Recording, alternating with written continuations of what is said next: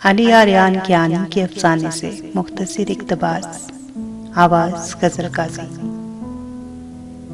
محبت دل نہیں مانگتی، البتہ دل کی مہار ضرور مانگ لیتی ہے.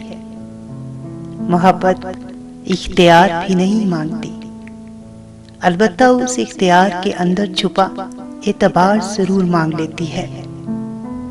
محبت پیار بھی نہیں مانگتی، البتہ اس پیار کے پروں پر سوار کو ضرور مانگ لے گی.